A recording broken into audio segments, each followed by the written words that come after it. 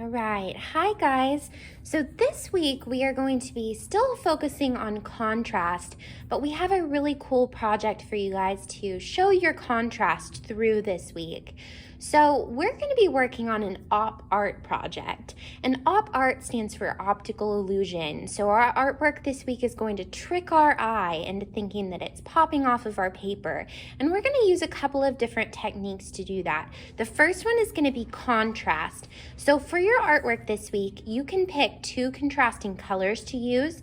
My recommendation and what I'm going to be doing for the artwork this week is just going to be using black and white, because those are the two contrasting colors that are the most different from each other, right? We talked about last week that black was the darkest color we could achieve.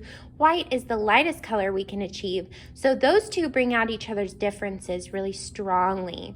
Some other choices that you could make for your contrasting colors would be any two colors that are across from each other on the color wheel. And we talked about that. Anything that is across from another color on the color wheel is going to be opposite that color. So if we're looking at yellow and purple or violet, red and green, orange and blue, those are all contrasting colors. They're across from each other on the color wheel. They complement each other really well. Okay, so you could use one of those color combinations to really play into your optical illusion this week, or you could follow along with me and do something black and white. And just like you have choices about your colors this week, you also have choices about which way your paper is going to face. Is it going to be up and down tall, or is it going to be long side to side? And then we're going to start with some really simple wavy lines on our paper. And you could do this a bunch of ways as well. So you could make your wavy lines going all in the same direction, vertical. You could make them going all in the same direction, horizontal. You could make all of your wavy lines meeting in the middle like a spider web. So you choose what your lines want to look like this week. But I would recommend making them wavy instead of straight. It just turns out looking a little bit cooler at the end of this. So the first thing I'm going to do is I'm just going to break my paper up into a bunch of these wavy lines. And you can see that my waves are not the same as the line that I'm doing above it. I'm making each line's waves a little bit different, and I'm doing that for a reason, okay? So I'm making all of these lines on my paper. I'm starting out with a pencil to use my best craftsmanship until I'm sure that I want all of these lines where they're going to be on my paper, and then I'm going to trace over those lines with marker. And like I said, I'm doing black and white this week, so I'm going to choose a black marker for yourself. Now, if you don't have a marker at home or don't want to use a marker, you could do this same thing with colored pencils, which is what I'm going to be using later. You could do this same thing with crayons or paint, okay? So I'm just going to trace over all of these wavy lines that I made on my paper so that I know exactly where those lines are going to stay when I start the next step of this project. And like I said, you can have these lines facing any direction. You could have them all meeting in the middle if you want, so they're going outwards like a spider web. You could do them diagonally, corner to corner. It's your choice this week what you want these lines to look like. And I kind of changed the shape of that line up there, so it's a good thing I started with pencil first until I was sure I got the shape that I wanted. The next thing I'm going to do, once I have my wavy lines on my paper how I want them, is I'm going to go into these sections and I'm going to start making stripes. But these aren't straight up and down stripes like this, okay? You want your stripes to curve a certain direction. And something that I like to follow when I'm doing op art is I like to make every other row facing a different direction. So let me show you what I mean. I'm going to start in the middle here, and I'm going to make all of my lines curve towards the right. You can see these lines are curving. They're not straight up and down. They're kind of following along the same curve as each other as I'm going all down this line, okay? And you can make as many lines as you want. You can make them super close together. You could make them really far apart. Like I said, you could make every single one different from each other. So this one, my lines are pretty spaced closely together. And they're also all curving this direction, going this way. So for my next one, I think I'm gonna put my lines a little bit further apart, and I'm gonna have them curving the other direction, okay? So I'm gonna have them curving this way, and my stripes this time are a little bit larger. And maybe in some of the skinny areas, I'm making those lines a little closer together. All right, so now all my lines going this way are curving the opposite direction. I'm gonna keep going until my whole paper is full of these curved lines in the spaces between my first curvy lines that I made. So here I go with marker.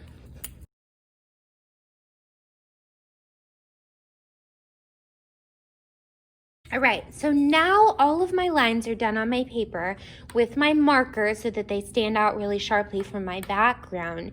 So you do want to outline these lines with something. It doesn't have to be marker, but I want to be able to see all these great lines on my paper because we're going to be going into these stripes and coloring them with either a colored pencil or a crayon. Marker's not going to work super well for the inside of these, and I'll show you why in just a second. But you can see that every other stripe on my page is a little bit different from the one before it. So I've spaced them a little bit differently. You could space them all the same if you want, but the key is making sure that your lines are alternating. That means they're switching back and forth between the direction that they're curving. So all of these lines are curving that way. All of these lines are curving this way, and so on, all the way up my paper, okay? And that's pretty key. Even if you're doing the kind of lines that meet in the middle, like I was talking about, each section you want to alternate which direction your curved lines are facing, okay? So now I'm going to go in with my colored pencils, and I told you guys I was going to be doing black and white, so that's what I'm going to do for my artwork today. So I'm going to get out my black colored pencil. And I hope you guys remember when we were talking about value in week 5 and 6, we said that you can achieve value in a lot of different ways. You guys were able to practice those value scales of going from super, super dark to really, really light using pressure. Well, we're gonna apply that to this project. We're gonna use a little bit of value to create this optical illusion that these are popping out at us, okay? So I'm gonna start with these stripes in the middle, these kind of chunky ones. And I am going to make a section for myself in the middle, and you can either draw a line if that helps you, or you can just remember that the very center of these stripes is going to be the lightest. So it's going to be almost white right here, and then it's going to be the darkest right here and right here. So let me show you what I'm talking about, guys. And remember that this is a better way to hold your pencil if you're trying to achieve value and shade than trying to color it in like this. If you hold your pencil in these 3 fingers and then put your pointer finger on the point of the pencil, you can get a much better result for shading.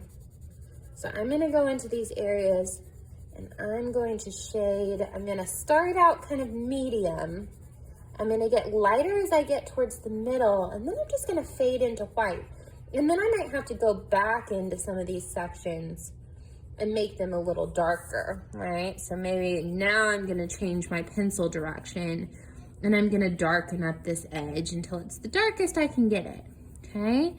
And another tip I have, besides holding your pencil, is instead of coloring in straight lines like this, you're coloring in kind of like little tiny circles. You can see how I'm coloring in little circles, and that just helps everything blend together better than our straight across lines, okay? So now it's the darkest that I can get it over here, and it's fading to almost white in the middle. I'm gonna turn my paper around and I'm gonna do the same thing on this side. So I'm going in with kind of a light layer first until I reach that middle area, and that one's gonna stay white. And then I'm just going back to the edge and I'm darkening up this section as dark as I can get it. And I'm blending all those values that we created on our value scales into this artwork, okay? All right, so now that I've done 2 rows in kind of opposite ways from each other, so this one looks like it's popping out at you, this one looks like it's sinking in and receding back into space, and that's all because we used those value scales throughout these different stripes, okay? So you have a couple of options on how to color, how to use that value scale. You've got some options about, do you want to do black and white to be really contrasting like I did? Or do you want to use some colors that are opposite each other in the color wheel to create that contrast? It's up to you. We also talked about you can arrange your paper any way you want. You can have these wavy lines facing any direction, but we said that the important part was that our stripes on the inside are curving in opposite directions every other line. So I wanted to show you a couple of options from other students who have done this project in the past. So this is the first one, and you can see that their lines all kind of curve the same direction. They made that choice, but look, right here, they're curving down, and then they start to curve up. So they did kind of the opposite of what I did. Their lines are all going the same direction down here, but then you can see this wavy line in the middle is dividing the paper where the lines start to curve upwards. So that's pretty cool. They did a really good job on this one. This was one of the ones that all their lines are facing towards the middle, and in fact, they did straight lines going in towards the middle of their paper, and then they used those value scales in different color combinations to create that illusion that these items are popping out at us in space. These look like they're sinking in a little bit. Let's look at one more. I think this one is really cool, and it's a good example of how you can create this project so that it looks like it's almost like bubbling out at you. But obviously they used a lot of really tiny close together lines, and this would take a really long time to finish. So if you want to give yourself a good challenge this week, try making your stripes really small. And you can see that they did kind of what the first person did in that their lines are all going this way to start. Oops, keep touching it. Their lines are all going this same way to start, and then on the opposite side of the paper, their lines are curving the other way, and then you can see right here they kind of meet in the middle, those two different directional lines. So that kind of makes it look like the center of our page is the part that's popping out the most, and everything around the edges is just kind of receding to the background. So you have a lot of choices for your op art this week, but please remember to use your great craftsmanship skills. We're trying really hard on this project, making it look nice. If we're going to spend time doing something, we want it to be something that we want to keep forever and that we feel really proud of. So we can't wait to see how you guys use contrast this week to create your optical illusion artwork, and we hope you have so much fun. We can't wait to see it and to respond to you. Bye.